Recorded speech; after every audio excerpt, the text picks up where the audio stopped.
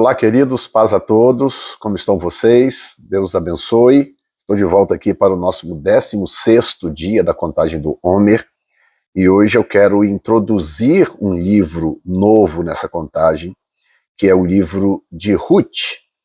Para quem não sabe, a história do livro de Ruth se passa durante uma contagem do Homer, porque a história do livro é a história da colheita de Israel. Claro que o livro começa um pouco antes, porque no capítulo 1, do versículo 1 ao 5, nós temos a família de Elimeleque, com Noemi, né, indo para Moabe, para os campos de Moabe, que inclusive é a Jordânia hoje, mas eu falo disso uma outra hora, tá?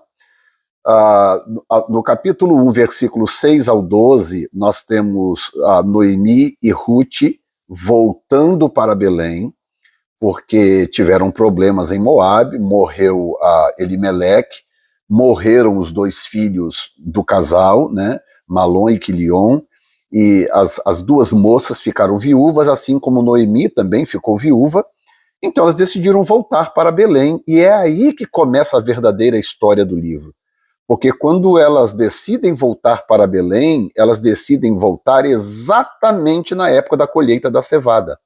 Portanto, eles haviam celebrado a Páscoa e agora estavam provavelmente na semana ainda dos pães asmos, depende de quando elas chegaram em Belém, não diz exatamente que dia elas chegaram, mas definitivamente elas chegaram no início da colheita da cevada em Belém.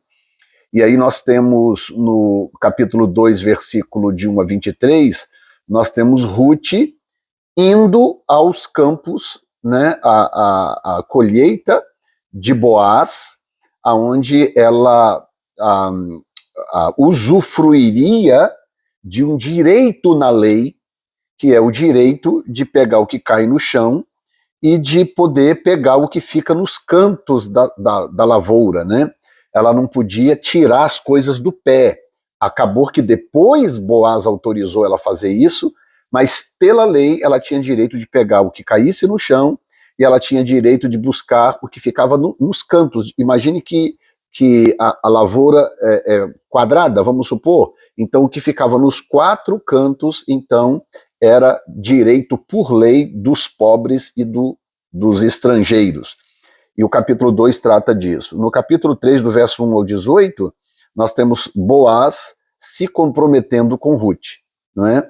Ele se apaixona pela moça, a moça age de uma forma muito prudente, muito sábia, que nós vamos falar sobre isso agora nos próximos dias da contagem do Homer, e ao se apaixonar por ela e descobrir que ela agora é parte da família de Noemi, portanto está agora na linhagem, na sua própria linhagem de Boaz, então agora ele pode se tornar remidor dela, se o remidor anterior abrisse mão, né, de remi-la, que foi o que acabou acontecendo, né?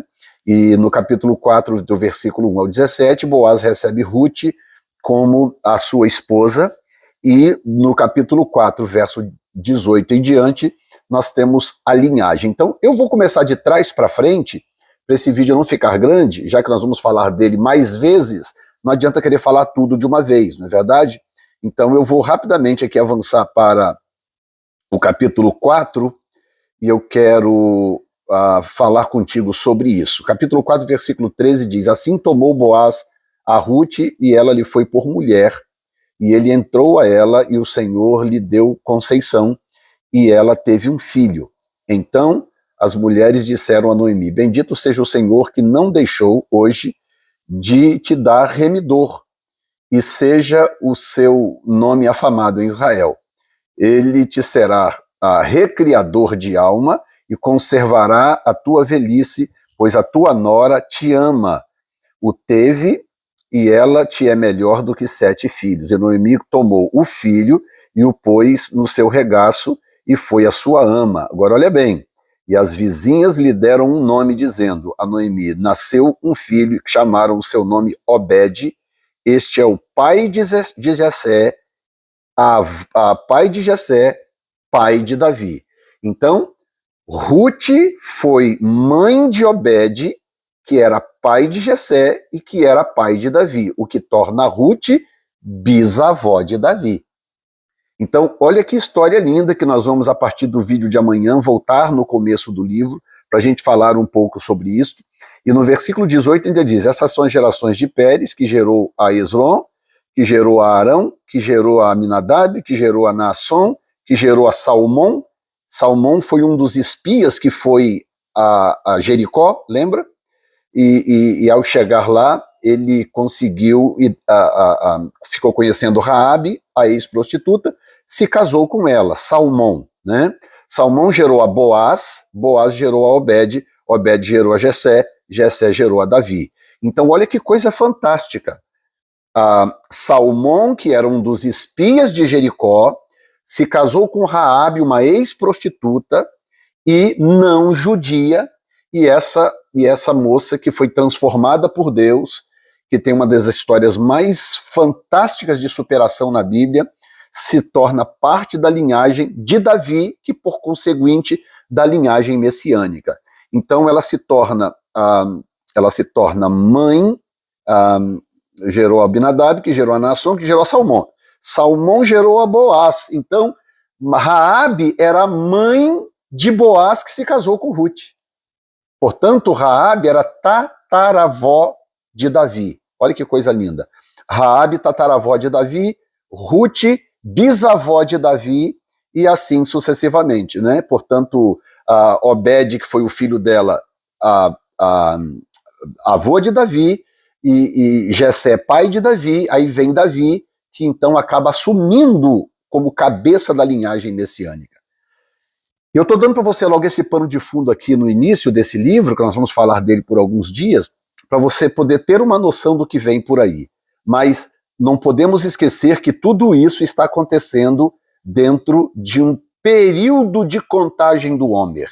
Eles estavam em plena colheita em Israel, portanto, o povo de Israel em Belém, os judeus em Belém, porque isso se passa em Belém, os judeus em Belém estavam no processo que nós estamos hoje, contando o Homer enquanto eles faziam a colheita, na grande expectativa da conclusão daquele processo que acontecia no dia de Pentecostes.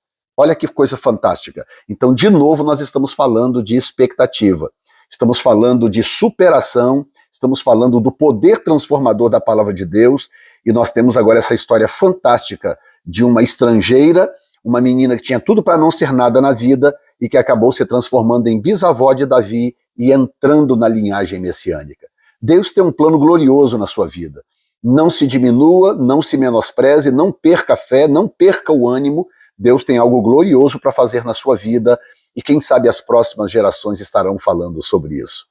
Tá bom? Que Deus te abençoe. Até amanhã, no dia 17, com a nossa contagem do Homer. Bendito és tu, Senhor nosso Deus, Rei do Universo, que nos santificaste com os teus mandamentos e nos ordenastes a contagem do Homer. Até amanhã, com a graça de Deus, em nome de Jesus.